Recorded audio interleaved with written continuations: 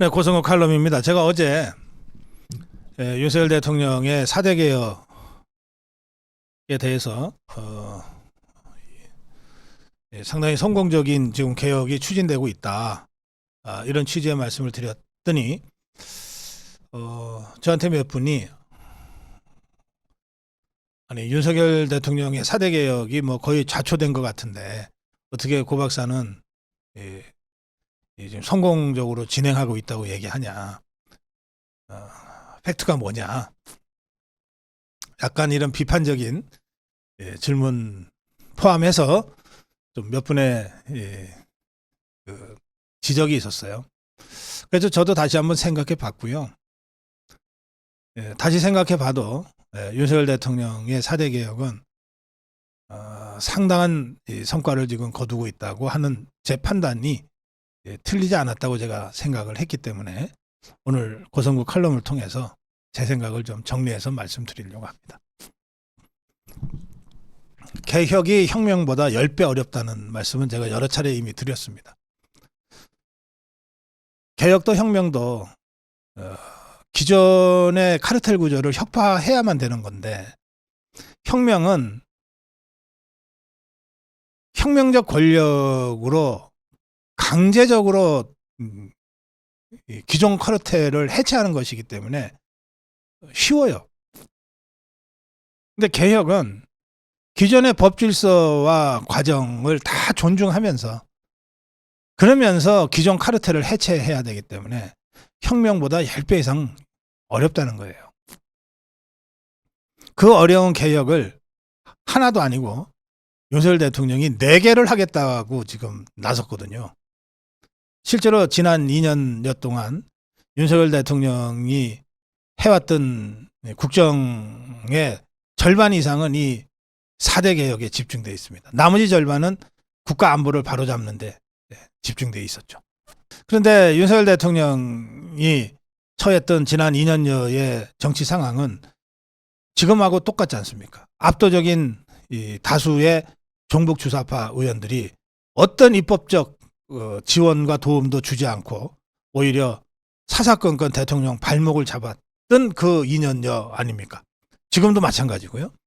그러니까 이런 최악의 정치 환경 속에서 윤석열 대통령이 오로지 대통령의 의지만으로 지금 여기까지 밀고 간 거예요. 밀고 온 겁니다. 여기에 이 국민의힘이 언제 한번 개혁의 주체로 나서서 뭐 제대로 짐을 나눠진 적이 있습니까? 지금 한동훈이 때나 예전에 이준석이 김기현이 때나 뭐 개혁은 알아서 대통령이 하시고 우리는 우리 정치 할래요. 이랬지 않습니까?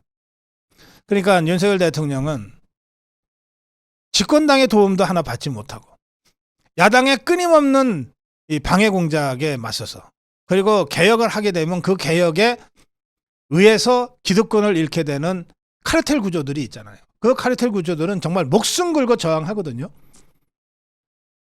이런 2중 3중의 적대적 환경 속에서 4대 개혁을 추진해 온 겁니다. 하나도 아니고 4개를. 그래서 저는 이런 상황에서 이루어낸 윤석열 대통령의 4대 개혁 성과들이기 때문에 그 자체가 하나하나 정말 소중하고 또 정말 어려운 성과들이다. 그렇게 평가하는 겁니다. 자, 4대 개혁과 플러스 2인데 플러스 2는 나중에 제가 설명드리겠고 4대 개혁부터 먼저 설명드리겠습니다. 노동개혁이요. 윤석열 대통령은 이 노동개혁을 하면서 2가지를 했어요. 하나는 노조 회계 투명성을 관철시켰습니다. 결국 투명성 관철이 됐어요. 지금 이제 민노총, 한노총 말할 것 없이 사실은 이자들이 다 합쳐봤자 노동자들의 15% 정도밖에는 대표하지 못하거든요. 그러면서도 이 노동 규적화 돼가지고 그야말로 아주 철밥통 같은 이 노조 카르텔을 구축해 왔던 것 아닙니까? 그런데 노조 카르텔을 구축하고 지그들끼리 다 헤쳐먹으려고 하니까 회계를 불투명하게 했던 거예요. 공개하지도 않고. 그래서 윤석열 대통령이 노조 회계를 투명하게 공개하는 것이 이 노조 기득권 카르텔 구조를 해체하는 핵심 고리가 된다. 이렇게 본 거예요. 그래서 회계 투명성 확보를 위한 강력한 조치를 취했죠. 결국 지금 한노총, 민노총 90% 이상의 노조들이 다 회계장부 공개하게 됐습니다. 이건 대단한 이 개혁 성과입니다. 이제 저것들이 말이죠. 한노총, 민노총, 노동귀족들이 함부로 지긋들 마음대로 돈 못 써요, 이제는. 그 다음에 두 번째가 수십 년간 정말 손대지 못했던 건설 현장의 조폭과 같은 이 노조 기득권 카르텔을 해체한 겁니다. 건설 현장. 건폭이라고까지 우리가 부르지 않았습니까? 건설 현장에 이 노동기적 카르텔들이 꽉 자리를 잡고 앉아가지고 모든 건설 현장 공기를 늘리고 줄이고를 지긋들 마음대로 하면서 상납받고 민노총 조합원들 취직시키고 이런 짓들을 해왔잖아요. 그거 완전히 철폐했어요. 그 과정에서 원희룡 건설교통부 장관이 거의 현장에서 살다시피 하면서 저 건설 노조 카르텔의 조직적인 저항에 맞서 싸웠죠. 지금 원희룡 장관이 그만둔 이후에 일부 건설 현장에서 다시 건폭과 같은 행태가 재현될 조짐이 있다고 하는 민원들이 있었어요. 제보들이 있었어요. 저는 싹은 지금 잘라야 된다고 생각합니다. 그래서 지금 건설교통부 장관은 이런 식의 현장 싸움을 해본 적이 별로 없는 사람이라 조금 그렇습니다만 뭐 고용노동부 장관 김문수가 있잖아요. 건설교통부 장관이 잘못하면 경찰과 검찰 그리고 김문수 고용노동부 장관이 적어도 건설 현장에 있어서 다시 독보석 같은 노동기적 카르텔이 설치지 않도록 원천적으로 발본색원해야 된다. 이런 점을 강조합니다. 실제로 지금 노동개혁은 이 노조 회계 투명성과 건폭 척결을 통해서 굉장히 맑아졌어요. 그러니까 김문수 고용노동부 장관이 취임하면서 이제는 노동 약자들의 권리를 신장하는 쪽으로 정책을 포커스를 둬야 되겠다. 이렇게까지 얘기할 정도입니다. 이건 정말로 대단한 노동개혁 성과라고 아니할 수 없습니다. 여러분들 잘 못 믿겠으면 건설업계 누구라도 좋으니까 붙잡고 물어보세요. 자, 두 번째가 이제 교육개혁인데 이 교육개혁도 정말 수십 년간 켜켜이 쌓여온 사교육 카르텔에 의해서 입시가 완전히 왜곡되어 왔습니다. 이른바 킬러 문항이라고 하는 몇 개를 가지고 대치동의 그 입시 전문 학원의 스타 강사들한테 수십만 원, 수백만 원씩 돈 갖다 바치면서 문제풀이를 노하우를 전수받지 못하면 죽었다 깨어나도 풀 수 없는 문제들이 꼭 몇 개가 들어가는 거예요. 그리고 그것 때문에 어느 학생은 서울대 의대 가고 어느 학생은 뭐 수도권도 못 가는 이 갈림길이 만들어졌던 겁니다. 이런 이 킬러 문항 몇 개를 집중적으로 독점함으로써 그리고 문제를 내주고 문제를 낸 사람이 학원에 가서 강의도 하는 이런 정말 이중삼중의 이 교육계 사교육계 카르텔이 이 입시 제도를 완전히 왜곡하면서 수십 년간 헤쳐먹었던 이 구조를 깨뜨렸습니다. 지금 뭐 여전히 이 파라쿤 강남 학원가는 뭐 성업한다고는 하지만 적어도 킬러 문항 갖고 장난은 못하게 됐어요. 핵심고리. 개혁을 하려면 여러 수십 개의 개혁 과제가 있지만 그거 하나하나를 다 쫓아가면서 하기는 너무 힘들고 시간도 없어요.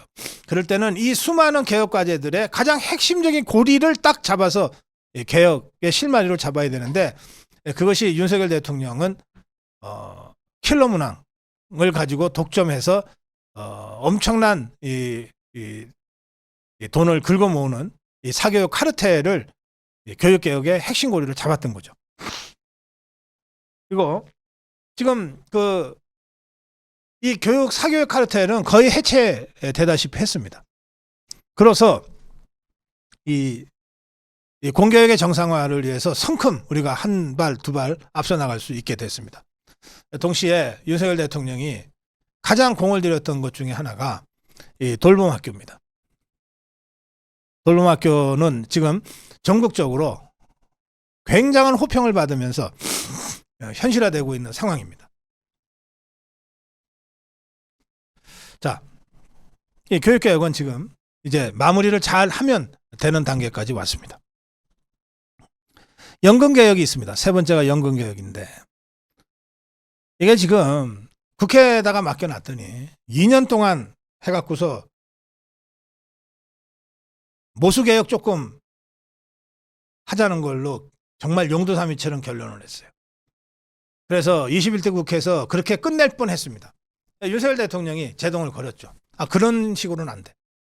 숫자 몇 개 조정해서 연금 기금 연금 기금 뭐 한 6, 7년 연기하는 이런 미봉책으로는 안 돼. 모수개혁뿐만 아니라 구조개혁해야 돼. 그래서 여야가 거의 야합할 뻔했던 이 연금개혁을 원점으로 되돌려서 정부가 직접 대통령실과 손잡고 얼마 전에 연금개혁안을 발표했습니다. 거기에는 모수개혁과 동시에 구조개혁이 있습니다. 세대별 보험료 유례 차등 그리고 자동 조정 장치를 도입해서 최소한 30년 이상 연금 고갈 시점을 늦추는 지속 가능한 연금 개혁안을 정부의 안으로 내놨어요. 물론 이거를 채택하려면 국회 의결을 해야 되기 때문에 지금 공은 국회 쪽으로 넘어간 상태입니다. 2년씩이나 시간을 질질 끄면서 고작 숫자 몇 개 바꾸는 모수개혁해서 연금 고갈 시점 7년 정도 늦추는 이런 정말 말도 아닌 애들 장난 같은 이 국회 차원의 연금개혁 논의를 완전히 중단시키고 제대로 된 모수개혁과 구조개혁을 결합한 연금개혁안을 통해서 최소한 30년에서 50년 연금 고갈 시점을 늦추는 획기적인 연금 구조개혁안이 제출된 겁니다. 법을 고쳐야 되기 때문에 국회에서 처리를 안 하면 늦춰질 수밖에 없지만 적어도 정부가 이런 안을 냈기 때문에 전 국민의 원성을 듣지 않으려면 국회도 어떤 형태로든 이거 처리해야 됩니다. 근데 역대 어느 정부도 이런 식으로 정부가 먼저 개혁안을 내고 국회에다가 처리해 달라고 한 적이 없어요. 그러니까 이것만으로도 이미 연금개혁은 역대 어느 정부보다도 성과 있게 추진됐다라고 평가할 수 있습니다. 자, 네 번째가 의료개혁입니다. 9번 싸워서 9번 의료계한테 졌다는 것 아닙니까? 역대 정부들이 의료개혁 하기 위해서 의대 정원을 늘려야 되는데 그거 하려고 9번 시도했다가 9번 졌다는 거 아니에요? 그 강력한 의사 직역 카르텔. 이 자들은요, 환자들까지 버리는 걸 감행하는 자들입니다. 차라리 추석 연휴 때 좀 많이 죽었으면 좋겠다. 그래서 의사가 얼마나 소중한지를 국민들이 알게 해야 된다는 폐륜적 막말까지 짓거리고 있는 자들입니다. 바로 이런 의사 직역 카르텔에 맞서서 윤석열 대통령이 거의 혼자 정치권의 어떤 지원도 받지 못하고 거의 혼자 의대 정원 1,500명 1차 증원 그리고 지방의료와 필수의료를 대대로 되살리기 위한 선별적 선택적 지원 이런 이 의료개혁 패키지를 지금까지 밀고 왔습니다. 뭔가 될 것 같으니까 갑자기 한동훈이가 뛰어들고 이재명이가 뛰어들어서 마치 뭐 원점에서 다시 시작하는 듯이 분위기가 지금 일부 조성되고 있지만 그거 다 소용없는 겁니다. 핵심은 정부와 의료계 간의 담판입니다. 그런데 의료계가 아무리 버텨도 이미 2025학년도 의대 정원 1,500명 해서 시험 지금 진행되고 있는데 그걸 어떻게 하겠어요? 저는 절반 이상 이미 의료개혁은 성공했다고 저는 봅니다. 이걸 기정사실을 하면서 지방의료와 필수의료를 대폭 강화하는 방식으로, 그리고 이른바 빅5 병원부터 전문의 중심 병원으로 완전히 체질을 개선시키는 이 방향으로 이렇게 가고, 동시에 간호사들의 이 PA 이 자격을 대폭 확충하는 방식으로 해서 의료 직역 카르텔, 의사 직역 카르텔을 해체하고 진정으로 국민을 위한 의료 서비스로 다시 재구조화하는 의료개혁도 이제 끝이 보인다. 절반 이상은 이미 성공했다. 그렇게 저는 평가합니다. 여기에 더해서 윤석열 대통령이 강조해 마지 않는 플러스 2가 있습니다. 하나가 저출산 대책이고 하나가 지방균형 발전입니다. 저출산 대책은 저출산 대응 기획부를 부총리급으로 신설하겠다고 정부가 이미 발표를 했는데, 이거 정부조직법 개편안을 국회에서 처리해 줘야 되는데 국회가 지금 안 하고 있어서 이걸 발족하지 못하고 있지만, 일단 저출산 대응을 위한 부총리급의 부서 신설을 통해서라도 저출산 문제에 대한 총력 대응하겠다는 대통령의 의지는 발표가 됐습니다. 또 이걸 뒷받침하기 위한 대통령실의 저출산 수석은 이미 임명돼서 활동하고 있습니다. 지방균형 발전 관련해서는 중앙지방협력회의를 제2의 국무회의로 명명하고 대통령이 지금껏 단 한 번도 이 회의를 빠지지 않고 직접 주재하고 있습니다. 그러면서 권한의 지방 이양, 지방 눈높이를 통해서 지방발전 계획을 중앙정부가 지원하는 방식으로 완전히 발상을 바꾸는 이런 실질적인 지방시대의 구현을 지금 윤석열 대통령이 강력하게 추진하고 있어요. 지방에 가셔서 광역이든 기초든 지방자치단체장들의 얘기를 들어보시면 같은 지방균형 발전이라도 역대 정권, 역대 대통령의 지방균형과 윤석열 대통령의 지방균형 발전이 얼마나 질적으로 다른지를 여러분들이 직접 들으실 수가 있습니다. 자, 1위 4개의 개혁과 2개의 주요 국정과제. 이것이 그야말로 최악의 정치 상황 속에서 여당의 도움도 거의 받지 못한 상태에서 대통령 혼자의 힘으로 밀고 온 4대 개혁이고 2대 주요 국정과제 실천 현황입니다. 이 정도면 성공했다, 적어도 절반의 성공을 했다 평가해 줄만 하지 않습니까, 여러분? 비록 대통령 지지율이 20%대로 떨어졌다 하더라도 이미 이루어진 개혁, 앞으로 진행해 나갈 개혁 자체의 의미를 폄훼하거나 축소할 필요는 없죠. 저는 역사가 평가할 것이다. 역사가 평가할 것이다. 윤석열 대통령의 4대 개혁과 2대 국정과제의 힘있는 추진은 앞으로도 계속되어야 한다. 이 점을 강조합니다. 고성국 칼럼이었습니다.